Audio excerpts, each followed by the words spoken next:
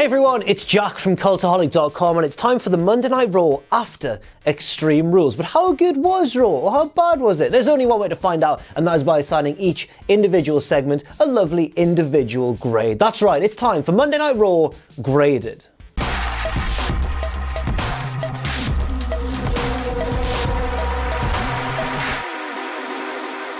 We kick things off with Brock Lesnar and Paul Heyman. Brock Lesnar, the new Universal Champion, of course. Heyman cuts a very good promo because he's Paul Heyman, basically backing up what he said in the build-up to Extreme Rules, basically saying, oh, I told you that Brock was going to cash in. It wasn't me lying. It was a spoiler, and I told the truth. You should all trust me. We told you so. Very good stuff from Paul Heyman. Great villainy from Big Paul. Brock just stood there and did his Brock thing, looking happy, bouncing around, listening to the title like a boom bot. That worked with the briefcase, not so much with the title belt. Heyman then said Brock is a notoriously difficult man to negotiate with. Ask Vince McMahon. Ask the UFC. So what's going to happen is tonight there's going to be a 10-man Battle Royal, and the winner of that will face Brock at SummerSlam. The contestants in the Battle Royal, which we'll talk about later on, are Baron Corbin, Braun Strowman, great stuff from me there. Baron Corbin, Braun Strowman, there we go, Randy Orton, Rey Mysterio, Cesaro, Big E, Roman Reigns, Bobby Lashley, Sami Zayn, and Seth Rollins. Heyman says you risk your manhood when you face Brock Lesnar because this is Brock Lesnar's world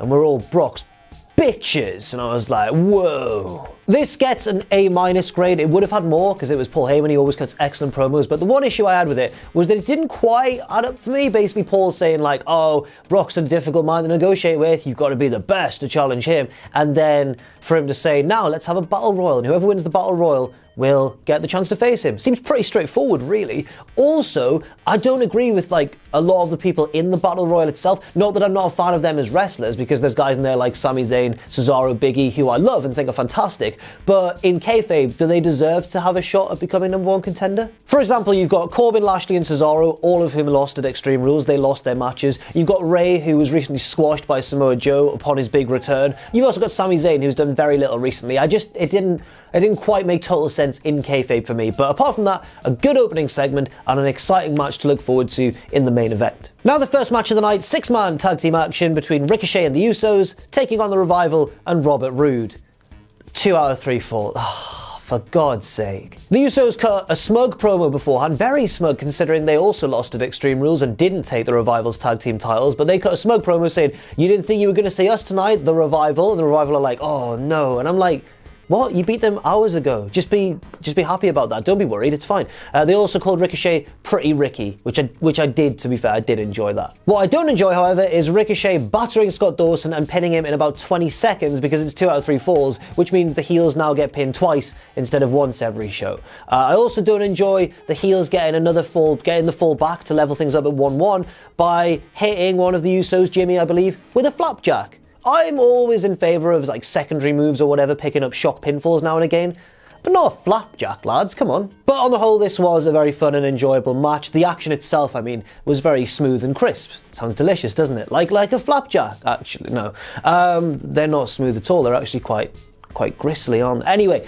the point is that Ricochet picks up the victory for his team with a big 630 senton on Robert Roode, and they win 2 falls to 1. There's a big brawl after the match with the faces getting the upper hand, then the heels getting the upper hand, then just Ricochet taking out all the heels with a big crossbody, and then he's jumped by AJ Styles and the Club, who leave him lying in the ring after hitting him with the Magic Killer. I'm going to give this a B because I really enjoyed the action. It was a great match with great wrestlers in it, but I really didn't enjoy the booking. I didn't enjoy the 2 out of 3 fall stuff. I didn't enjoy people taking needless pinfalls they didn't need to take just to service this ridiculous commercial break rule. Also, I'm not entirely certain whether AJ has a reason for attacking Ricochet, and that was never properly explained, I don't think. Like, he's already taken his United States title. Why does he need to involve himself with Ricochet still? Shouldn't he be trying to move on and take on different opponents and really galvanize his title reign? Next up, the Viking Raiders, Eric and Ivar, against 2 enhancement talent, local talent jobber. You know what, whatever term you want to use for them, because they didn't last long. The Viking Raiders won in about a minute or so. Wasn't the cleanest squash match. There was a few not botched moves, not at all. There were no botches. There were just a few things that looked a bit ragged, a little bit sloppy. Corey Graves, in fact, had to say after the pinfall, it's not about finesse with the Viking Raiders, it's all about winning. And I thought, That's not really true, is it? Because the whole appeal of the Viking Raiders on NXT was that they were these big, monstrous, powerful men who could also hit moves with quite a lot of finesse. Specifically Hansen, for example. Which one's he now? Ivar, I think. Let's go with Ivar. It gets a C-. It was okay. I get the point of it. It was an okay squash match. Certainly not the best I've ever seen or anything like that, but it got the job done. But it was a little bit ragged, so that's why it gets a minus instead of just a normal C. Next up, Drew McIntyre is angry, not just because he lost to The Undertaker and Roman Reigns, the Graveyard Dogs, the best tag team in the galaxy at Extreme Rules, but also because he's found Cedric Alexander backstage and he said, "Oh, I've still got unfinished business with you." This is basically a callback to last week's Raw where Cedric was Gary the Goat, the janitor, Gary Garber, I think he was called. He wasn't, it was Cedric in a mask. And he fooled Drew and Shane, didn't he? But it didn't work because he lost. But everyone still acted like Cedric and Roman had got one over on the, "Oh, you got tricked there, didn't you?" Yeah, but they still won the match. But anyway, it does make sense that Drew would still be annoyed because Cedric tried to humiliate him, I suppose, and he wants a rematch tonight on Monday Night Raw. And guess what? That rematch happens right now. This one is only a few minutes long, but I thought it made total sense. After last week's bad angle, I thought that it was a good match for what it was, and the finish was superb. It was Cedric picking up the win with a surprise roll-up victory. I loved it. I know that a lot of people are going to be like, "Oh, Drew's been buried." Drew hasn't been buried. I think Cedric has been pushed. I think it's that way around. It's one of those situations where you could look at it either way, but I honestly think that Cedric winning kind of outweighs the negative aspect of Drew losing. I think Drew can take this loss because I'm sure he'll get his revenge next week or whatever, but I really didn't mind it at all, and I was glad to see Cedric get a big win, almost as like an apology for last week's terrible angle. For that reason, I'm going to give this a B+. I enjoyed it. Yes, it was on the short side, but I doubt this is the last we've seen of a feud between the two, and I'm all for it. They're both excellent wrestlers. I've seen with my own eyes Drew wrestle smaller men very, very well with Ospreay. And yeah, I'm looking forward to seeing where this goes. B+ is the grade. Next up, Finn Balor versus Samoa Joe, and I don't think this is a match that either man needed. Both, of course, coming off big losses from Extreme Rules. Finn Balor lost the IC title to Nakamura on the pre-show, and Samoa Joe blew his chance at the WWE title against Kofi Kingston. This was the third very short match in a row, and I think Raw did this last week as well. They put on 3 really quick matches in a row, and I'm not sure if it's the best way of formatting the show. We'll talk about that a little bit later on. But yeah, this was the third very quick match in a row, and basically, Finn Balor lost to Samoa Joe in about a minute with a surprise cradle, and I don't think that really helps anyone. Or at least it certainly doesn't help Finn, because he's lost very quickly to someone he should be putting up a better fight against. But then he got his heat back after the match, hitting Joe with the coup de grace, and I think, again, that's kind of 50-50 booking, isn't it? It doesn't help either guy. Instead of making them both look strong and quite evenly matched, I just think it makes them both look a bit weak. I don't really know, but let's not pretend any longer that that was the point of this segment, or that this segment was about the match or Joe or Finn or anything like that. It was actually about the return of Bray Wyatt, because with Finn left alone in the ring, the lights went down one by one, we got some weird record, slowy downy horror music. Everyone kind of cottoned on to what was going on, I think, pretty quickly. Then there were some lights flashing, and it revealed that in the ring was Bray Wyatt, in his mask, of course, looking pretty damn scary, actually. It was a good look for him. He's changed up his gear slightly. He nailed Finn Balor with his sister Abigail, and the crowd went wild. They were chanting "Holy S," I think. So yeah, a pretty effective return for Bray Wyatt. But this segment for me totally balances itself out. It's not going to get as good a grade as the Wyatt return warranted, but it's not going to get as bad a grade as the whole Finn and Joe booking warranted, because I really didn't enjoy that at all. So I'm going to give it a C+. I'm going to kind of slant towards the positive side very slightly, just because it's great to see Bray Wyatt back. I enjoyed his look, I enjoyed his gear, that's the same thing. I enjoyed his look, his gear, and his ring attire.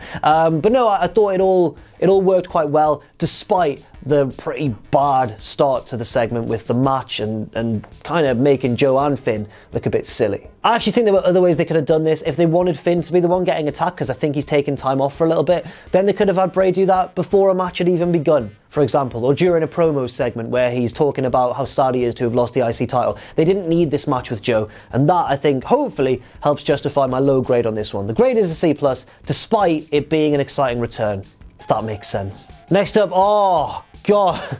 Next up, Zack Ryder's there, and we're on Long Island, I believe, so that's alright. It's nice to see Zack Ryder in his home bit of New York going, "Oh, hey, Long Island." That's really patronising. No, the crowd were really happy to see him. It was cool. But that's not what made this segment bad. Right, he's got a match scheduled with Mike Kanellis. Backstage beforehand, Maria Kanellis goes, "You know what, Mike? I'm going to go out there and wrestle Zack Ryder, because even though I'm pregnant, I have a better chance of doing our unborn baby justice and defeating Zack Ryder than you pathetic little man," essentially. It wasn't exactly in those words, but I've summed up pretty much the gist of her promo. Maria heads out onto the ramp. That's her song. Mike comes out and goes like, stop, Maria. First of all, you were better when Zebrahead did your theme tune. Second of all, I'm going to wrestle this match instead. Watch me prove, our love and our honor. And he runs in. Zack Ryder beats him in seconds. Immediately defeats him. And Maria buries Mike again on the microphone afterwards. I was going to give this an F. This storyline really doesn't do anything for me, but I'm going to bump it up a little bit. All the way, in fact, it sounds really generous, all the way to a D-. That's right. Basically, just because it was nice to see Zack Ryder get a win in his hometown, but at the same time, I don't understand what this Mike and Maria thing's about. It still feels like a punishment, but I don't understand why.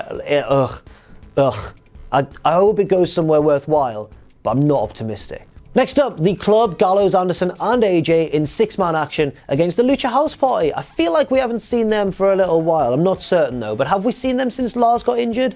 I don't know. The Club, the heels, largely dominate the opening stages, isolating their opponents one by one in the corner, but then eventually Ricochet runs in out of nowhere, drags AJ Styles off the apron and beats him up for a little bit, and then is dragged to the back by referees and officials. And you know why that is? It's because of the weird commercial break rules, so we've just totally disrupted the flow of the match for no reason. Yes, it furthers the Ricochet thing, but he didn't do anything, and nothing was said between him and AJ. He just threw a few punches and then was dragged away. This commercial break rule just disrupts the flow of everything. It also doesn't make sense. So basically what happened was the match got reset after the commercial break, of course, and AJ Styles eventually picked up the win for his team with a calf crusher. The action was perfectly fine. The thing that I really don't like, and the reason I'm giving this a C+, is because why didn't they just award the DQ victory to the Club? Why have the rules now changed? Ricochet attacked a member of one of the teams. Why weren't they awarded the win by DQ? I like a bit of consistency, and I know the rules of wrestling are malleable and can be bended to fit the storyline at the time, and we shouldn't be too rigid about it, but at the same time, I do enjoy just a little bit of consistency, please. Next up, possibly the most controversial segment of the night, the 4-way number 1 contenders match for the Raw Women's Championship, featuring Alexa Bliss with Nikki Cross at ringside, Carmella, Naomi, and Natalya. Becky is of course out to watch as the reigning champion, and Carmella doesn't last very long at all. This is fought under elimination rules, and Carmella is eliminated pretty early on. I think within like a minute or two. Alexa Bliss rolling her up after she'd hit a few super kicks on the other women in the ring. There were one or two little moments that I enjoyed in this match. I'm not going to say that I liked it. It was very long, as we'll see. The crowd kind of did their part in ruining the segment too. Whether that was their fault or not, we'll talk about. But there were little elements of it that I did enjoy. The best moment for me probably was Alexa trying to get the pinfall on Natalya while she had Naomi up in a submission because her back was on the canvas. Alexa was like, I'm going to try and get a pinfall here, and it fit her character to a T. Generally though, this match had no heat. Like, the crowd got sick of it the more and more it wore on. Whether that was because we just had 3 or 4 really short matches in a row, or whether it's just because these characters haven't really been developed recently, apart from Alexa. Maybe there was no reason for them to get excited. I don't know. It wasn't the best wrestling match ever. It wasn't as bad as the crowd made it seem, but at the same time, I'm trying to wonder, like, if the match was excellent, would it have made a difference? How good would this have had to have been for the crowd not to turn on it? And whose fault is that? My mind kind of says the WWE booking team. But let's talk about what actually happened after Carmella's elimination. After what felt like quite a long while, we got the second elimination, with Natalya catching Naomi in kind of a powerbomb stack position and pinning her shoulders down to the canvas. Then Natalya and Alexa squared off. We went to commercial break. Presumably the crowd had to sit around on their hands while we waited for commercials to come back, because when we got back, the action hadn't yet resumed, of course, that's the rule. And Nikki got on the microphone and riled up the crowd. A smart move by Nikki, making the boos for the match seem like boos for her and Alexa, which, if that was a piece of improvisation, magnificently well done. If not, good call, whoever told her to do so. Eventually, Natalya was able to pick up the victory with the sharpshooter, and the crowd, well, first of all, the match went about 25 minutes, which was way too long, especially given the fact that we haven't seen much of Naomi or Natalya recently. Carmella's basically been R-Truth's sidekick, and Alexa's the only one who's had any real time kind of invested in her since WrestleMania, before WrestleMania even, maybe. Natalya gets on the microphone afterwards and says it's a huge, she seems quite rattled, by the way, by the crowd who are chanting like, this match sucks, AEW, you know, all that sort of stuff. Natalya does really well to pull herself together and says it's an honor to face my friend Becky Lynch in my home country of Canada at SummerSlam. Becky gets on the mic and you can just see the difference in crowd response between characters they've been allowed to invest in, and characters who just rarely turn up on the show, because Becky gets on the mic and immediately it's like, yes, she's saving the segment. Becky then cuts a great promo on Natalya saying, you know what, you might think we're friends, but we're not if you come in for my title. She was acting a little bit dickishly again, not heel-ishly fully, but just a little bit like a cocky dick again. I love her when she does that. She's great at it. And then Natalya came back, fighting fire with fire, and said, all right, Becky then, that's fair enough. What did she say? She said she's going to pull the horseshoe out of her ass, and says that she must be not a very good lover, because Becky said, I've always been better in war than in love. And Natalya went, you mustn't be a very good lover then, bitch. And I was like, oh, Natalya, got a pop. Natalya and Becky did really good work here, trying to save what was a pretty wretched segment. Right, so I've talked for quite a while there about it. Let's sort out a grade for this segment. I'm gonna have to give it a D-, which sounds pretty harsh. The action in the ring wasn't as bad as a D- implies. It was kind of bad, but it wasn't as bad as that grade should imply. But at the same time, the crowd really did drag it down. You could tell that it affected some of the wrestlers. Fair enough, I totally understand why you'd be affected by that. But whose fault is it? Is it the crowd's fault? Partly. I saw Alexa tweeting that they've been disrespectful and stuff like that. But at the same time, I think most of the blame has to be laid on the long-term booking plans for the women's division. Because as Meltzer pointed out on Wrestling Observer Radio after the show, there's nothing really been done to it since Ronda left. Since Ronda left, the women's division has been firmly treated once again as like a second class of wrestling in WWE. Not in terms of bra and panties matches and that sort of stupid stuff, but more in terms of like, just don't pay as much attention to this, they're not as important. Becky is, she's Seth's girlfriend as well, but the rest of them, not as important. Next up, after that segment and everyone feeling really cross, the wrestlers are annoyed, the crowd are annoyed, what better way to lighten the mood than with Miz TV featuring special guest Dolph Ziggler? Come on, let's save this bloody show. In fairness to both men, they are always pretty good promos, despite, you know, people not enjoying what Dolph has to say. He delivers it well. The Miz always delivers his stuff well, and they did quite well here, to be honest. I'm not thrilled to see them feud if this is leading to a feud, but on the mic, both guys can always be relied upon.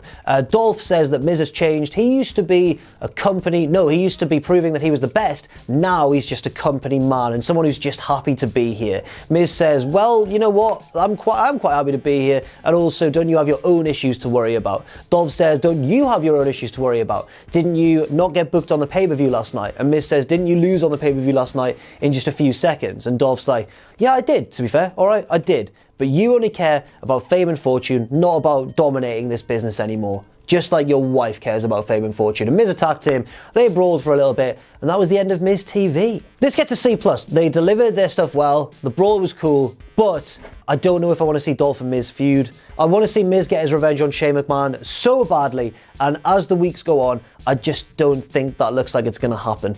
Dolph and Miz did feud a couple of years ago, and it was pretty good, turned out a pretty good series of matches, but I don't know if it's going to work quite as well in 2019. Now let's have a little summary before the main event of all the 24/7 shenanigans that went down during the show. So we get Drake Maverick and his lovely wife checking into a hotel because tonight's the night they're finally going to consummate their marriage. Drake checks them in under the name of Mr. and Mrs. 24/7 Champion, his justification being that if he checked in under his real name of Drake Maverick, everyone would know they were there because 24/7 Champion is so much more incognito. I loved it. It was so funny. He then set off with his wife to their room. His wife was like, make sure we get the most romantic suite, make sure that the champagne's there and all this sort of stuff. Then R-Truth sneaks out and asks if Hornswoggle's checked in. And the guy on the desk says, no. And then R-Truth bribes him to find out where their room is. It's just simple but excellent comedy. I loved it. What I didn't love was the Street Profits watching it on a TV in the locker room and then commenting on it and going, oh, and just being stupid. Like, I love their stuff that they do on NXT TV. They have great characters on NXT TV, which have been massively dumbed down whenever they appear on Raw. And I'm really hoping that this doesn't become a running thing, but it looks like it's kind of becoming that way. The Street Profits on Raw are just excited fans of the show backstage and they try and hype up stuff, and it doesn't work. I want to see them kick ass. I want to see them have all the confidence and charisma that they normally do on NXT TV. Why wouldn't you let them do that? But back to the 24/7 stuff, because a later segment went to the hotel room itself. Drake Maverick, of course, is wearing only the 24/7 belt. He's wearing underwear underneath it, but it's implied that he's just wearing that. He can't wait to consummate the marriage. And he's just so seedy in this, but it's hilarious in a bit of an Austin Powers way almost. His wife answers the door, it's room service, they're here with the champagne. Drake Maverick's like, all right, come on, hurry up. And then the guy just stays in the room, and Drake's like, you can leave now. We're about to consummate our marriage. Guy takes off his uniform. It's a referee. Oh, R-Truth is underneath. He's in the trolley. He's in the room service trolley. He gets out, rolls up Drake Maverick. 1, 2, kick out. Great false finish. R-Truth crossbodies him onto the bed. 1, 2, 3. R-Truth is once again the 24/7 champion. This whole thing gets a B+. It would be much higher, but for that little Street Profits bit, which it didn't need. But apart from that, loved it. The 24/7 division continues to just be the best. And I have nothing more to say on it. Let's calm down for a bit and talk about the main event. Now forgive me, but I'm going to use my notes to recap the 10-man Battle Royal to determine the #1 contender for Brock Lesnar's championship at SummerSlam. So there was a lot to get through, so I'm just going to read off my notes. Heyman and Brock were out to watch, of course, and then Cesaro was the first eliminated. On my Extreme Rules graded video, check that out if you haven't already, it went out yesterday, I did theorise that Cesaro would be a great mid-carder to just win the Royal Rumble out of nowhere. So of course I've jinxed him, because the first Battle Royal he's in after that, he gets eliminated first. It's very sad. Next up, Braun Strowman eliminated Bobby Lashley, continuing his dominance over Lashley after beating him at Extreme Rules. Big E hits the big ending on Braun. That was very impressive, but then he turns straight into an RKO, and then Sami Zayn sneaks in and eliminates a very dazed Big E. But then Sami turns into an RKO, and then he to 619, and then Randy Orton throws Sami out, then Corbin chucks Mysterio out, then Strowman, Rollins and Reigns all gang up on Corbin and chuck him out, and we're getting pretty close to the end now. Great spot here as Reigns accidentally spears his brother, Seth Rollins, as Braun Strowman moves out of the way. But then when Strowman and Reigns are tussling on the apron, Seth Rollins is able to knock both of them out, and it looks like he's won, but Randall Keith has been hiding on the outside for a while, and now it looks like he's going to jump Seth and take the victory. And the crowd could not be happier for that prospect. But Seth is able to turn the tide and actually wins the Battle Royal and gets his shot once again at Brock Lesnar, and I honestly sensed a bit of deflation. I think everyone was excited to see Randy Orton. There's a story there. Brock Lesnar, remember, turned Randy Orton into a GTA wasted screen at SummerSlam once upon a time, and he could have been in with a shot of getting revenge. On the other hand, Seth Rollins, I guess, is more relevant currently to the storyline, but you could argue that we're a bit sick of seeing Rollins versus Lesnar. Anyway, after the match, Rollins gets on the mic. No, Heyman gets on the mic and basically mockingly talks up Rollins and then says, "We're going to beat you again." Rollins says, "No, shut up." He gets the last word and reaffirms himself as a man on a mission, a man possessed, a man who'll do anything to get the Universal title back. And that's the final segment. I'm going to give this a B-. The match itself, first of all, was fun. Just a big finisher fest, really. Lots of people chucking each other out. Not the most brilliant thing in terms of substance, but it didn't need to be. The reason it gets a B- though is because I'm a little bit hesitant about the choice of Rollins as a winner. There seems to be two sides to the argument here, and I think there's valid points on both sides. One side of the argument suggests that, hey, it's not so bad that we're still getting Seth versus Brock, because if you look at this feud, they haven't had a proper singles match yet. Not since like a few years ago anyway, but in this feud, they've not gone one-on-one properly. Yes, the WrestleMania match was a singles match, but it didn't last very long, and then Brock Lesnar cashed in on Seth, so that wasn't really a match either. And a match between the two would probably be great, so I do understand that point of view. On the other hand, I do agree with the other set of people as well, on the other side of the argument, saying, well, Seth and Brock, it's not really about the match, we're just sick of seeing Seth and Brock clash on the microphone, feuding with each other all the time. Even though they haven't had a proper singles match yet, it would have been a great opportunity to elevate somebody like Cesaro, like Big E, maybe Sami Zayn. And I said I don't agree with a lot of those people being in this Battle Royal, but I would sort of like to have seen them win it. So let me know what you think about that in the comment section down below, which side of the debate you lie on. Would you have liked to have seen someone like Randall Keith or Cesaro win the match? Or were you okay with the choice of Seth Rollins because it's going to lead to an excellent match? And finally, let's just talk about my overall grade for Raw. It's going to get a C-. This Raw this week was worse than the sum of its parts, and that's because I think it was paced and structured pretty terribly. The action was never that bad at any point, but certain things were booked pretty badly. The women's match dragged on for far too long, and the crowd admittedly did their part in bringing it down as well. Yeah, I wasn't impressed with Raw. I think it's another weak one after that one solitary week where it sort of shot up in quality. I think it's gone back down again. And 50-50 booking is a damaging thing, and I feel like the overriding thought I have of this Raw this week is that nobody came out of it looking better than when they went in, apart from potentially Bray Wyatt, I guess.